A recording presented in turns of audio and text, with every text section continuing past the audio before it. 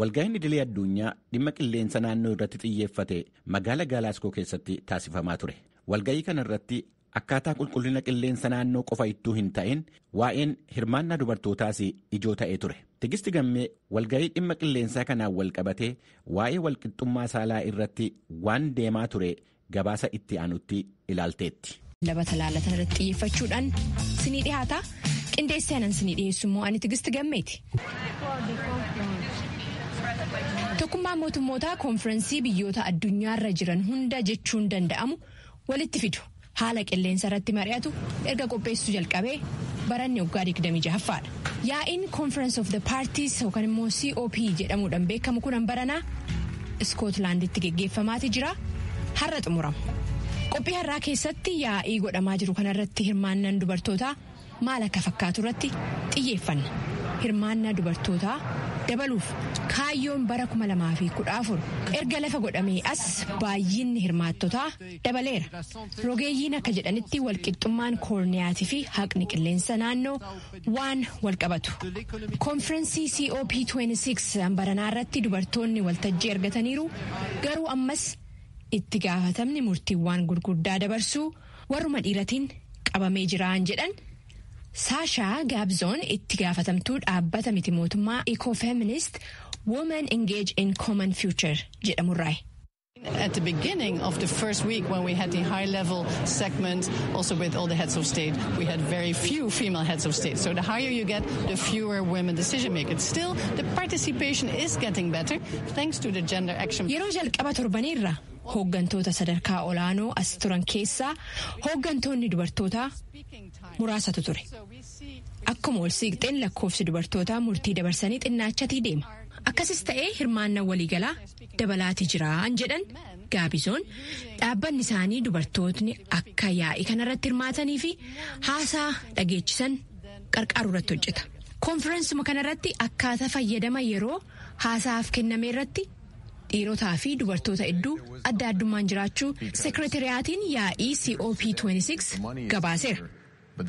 Hirmaattonni gara harka walakkaa jechuunis parsantiin 50 dubartoota ta'anis dhiirotatu irra caalaa yeroo paanaaliin kennamu fayyadamaa jedha gabaasichi. Hundeessituun dhaabbata miti mootummaa dubartoota qarqaaruuf dhaabbate Gaabizoonis kanuma taajjaban.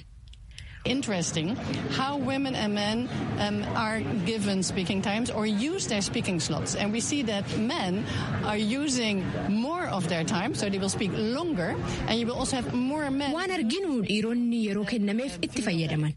Yeroo dheeraa saasaan dubartoota caalaa. Dubartoonni keessumattuu bakkawwan oomisha nyaataa keessatti hirmaannaa olaanaa qabanirraa jijjiirama qilleensatiif saaxilamoo waan ta'aniif bakka itti mariin godhamutti sagaleen isaanii dhagahamuun akkaan barbaachisaadha jechuudhaan yaadachiisan.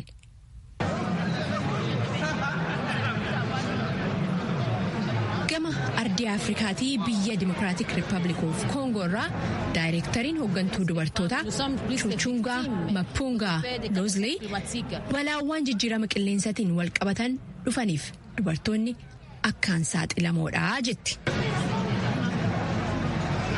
Les femmes, nous sommes plus les victimes aux effets des catastrophes climatiques parce que c'est souvent les femmes qui recourent à la forêt pour cultiver, c'est souvent les femmes qui recourent à la forêt pour dubartoonni kun sochiiwwan jijjiirama qilleensaa dura dhaabbachuudha godhaman keessatti hoo hin hirmaanne wantichi duwwaa an faayidaa hin qabne jedheen yaada. Sababni isaas beekumsi isaan qabeenya uumamaa kunuunsuu irratti qabanii fi fidanii dhufan baay'ee barbaachisaa waan ta'eefi jechuudhaan.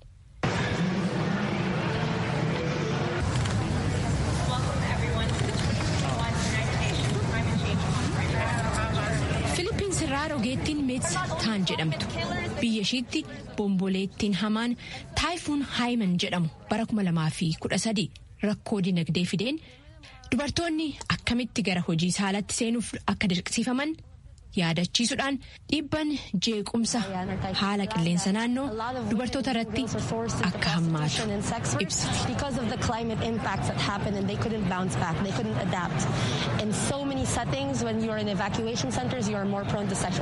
Bakka baay'eetti yeroo namoonni dheeffisiifaman dubartoonni hokkara saalaatiif saaxilaman qulqullinni iddoowwan saniis badaadha. Kanaaf waa'ee jeequmsa jijjiirama qilleensaa dhufuu yeroo haasofnu waa'ee feminizimii, waa'ee walqixxummaa, waa'ee loogii sanyii, waa'ee kana hunda of keessa qabaachuu qabaa jechuudhaan gama jijjiirama qilleensaatiin haqa fiduudha waan barbaachisan jettu tarreessiti.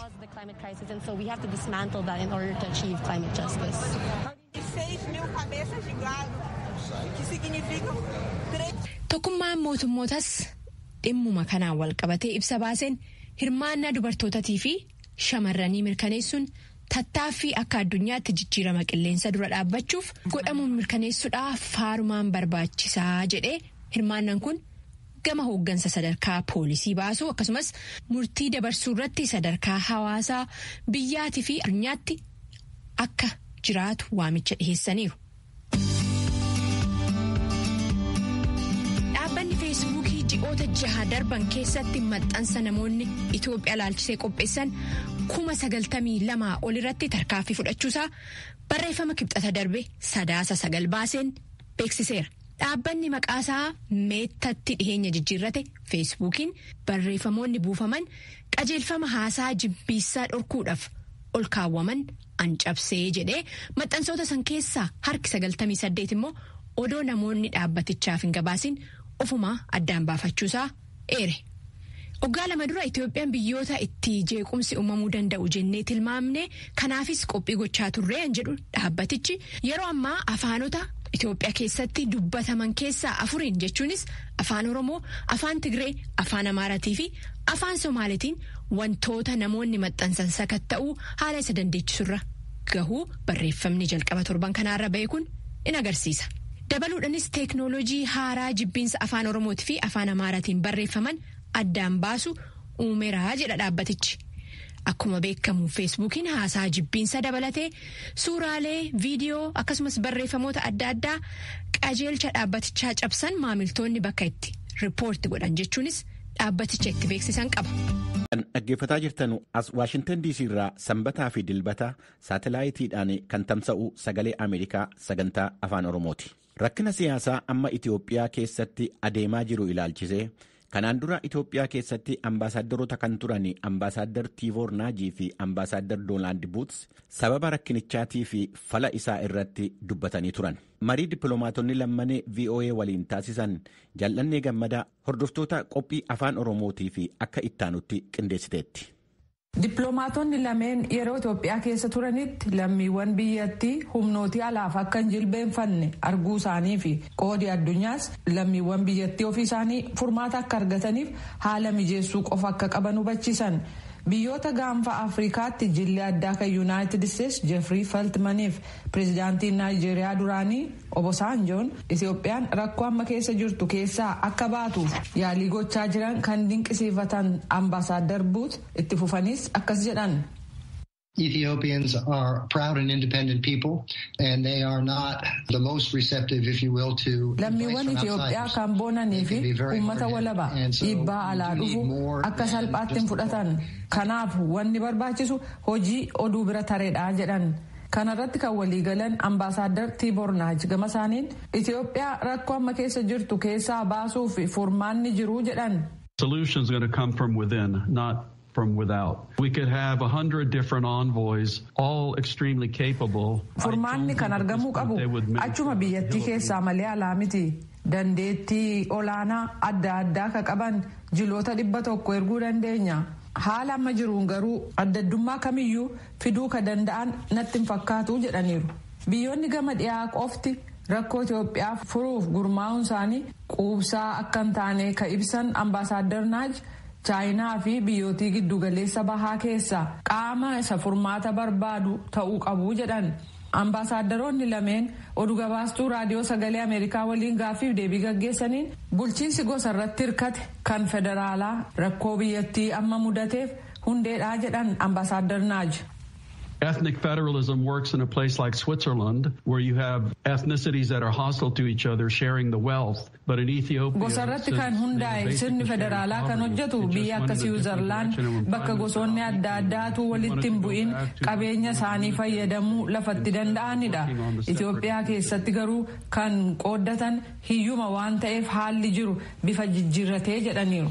rakkoo yeroo ammaa Itoophiyaa keessa jiru ka daran hammeesse hoogganoonni siyaasaa deeggarsa uummataa argachuuf jecha gosaan fayyadamuu isaaniiti ka jedhan ambaasaadar Buut sirni federaalaa gosa irratti hirkate kun waan yaadame argamsiisuu dhabuu isaatu babal'achuu rakkoo kanaaf gumaachee jedhu. This generated a lot of antagonism from other ethnic groups. And so what Ethiopians need to do is they really need to, again, go back to the drawing board. Sirni kun gosoota hedduu biratti jibbi hedduun akka uumamu godhee jira. Kanaaf lammiiwwan Itoophiyaa duubatti deebi'uun adda addummaa qaban karaa danda'ameen wal danda'uudhaan deebi'anii attamitti nagaan walii wajjin jiraachuu akka danda'an fala barbaaduu qabu jedhan. Gama kaaneen sirna federaalaa kaasuuf yaaliin ta'us salphaa miti jedhamee jira. Muummichi ministeeraa Abiy Ahmed gara aangootti ega dhufanii booda jijjiiramni siyaasaa godhan seenaa Itoophiyaa keessatti iddoo guddaan kan itti kennamu ture ka jedhan ambaasaadar Naaj Eertiraan dhimma Itoophiyaa keessa akka seentuuf mootummaan Itoophiyaa eehamuusaa garuu jabeessanii morman. And as Don said, he saw this as a phenomenal opportunity to get even. That's why the initial acts against human rights and Eertiraan haaloo ba'uuf akka carraatti ilaalte. Kanaaf jalqaba uummata Tigraay fi lammiiwwan Eertiraa kanneen biyya ofii keessaa eessuun mooraa baqataa Tigraay keessa turan irratti dhiittaa mirga namoomaa dhaqqabe waraanni Eertiraa ka gaggeesse ture jedhaniiru. Dogoggorri guddaa mootummaan Itoophiyaa hojjete. Yeroo TPLF raayyaa waraana Itoophiyaa irratti tarkaanfii fudhate sana deebii kenne keessatti Eertiraan akka gidduu seentu gochuu isaatii ka jedhan ambaasaadar Buut qooda Eertiraan fudhattes balaaleffatanii jiru. Lammiiwwan Itoophiyaa kanneen biyya alaa keessa jiraatan walitti bu'iinsa biyya keessa jiruuf hirmaannaan diiggaa fi ijaaraa ta'e fudhataa jiran qooda gama isaatii akka qabu kan ibsan ambaasaadaronni lameen. Rakkoo Itoophiyaa keessaa hundeedhaa buqqisuuf yoo barbaadame lammiiwwan biyyattii gatta'anii waa'ee hegeree isaanii dubbachuu qabuu jedhu. Hawaasni addunyaas uummanni karaa itti rakkoo isaa furatu gama gargaaruun akka itti hirmaatu hubachiisanii jiru jechuudhaan Simmanyi Sheeqoyyee gabaastee jirti. Torban kana keessa sochiin talaallii COVID-19 bal'inaan kennuu Itoophiyaa keessatti jalqabameera.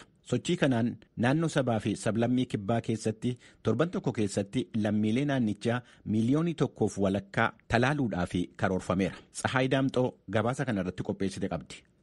Ministeerri Fayyaa Itoophiyaa Dr. Liyaa Taaddasee akka ibsanitti tatamsa'ina weerara vaayirasii koronaa ittisuudhaaf eeggannoo taasisamuun cinatti talaalliin ittisa koovidii lammiilee hunda bira gahuun dirqamaa jiran. Kanaafis guyyoota 15 ittaananiif akka guutuu biyyattiitti bifa duulaatiin kennamuun eegalameera.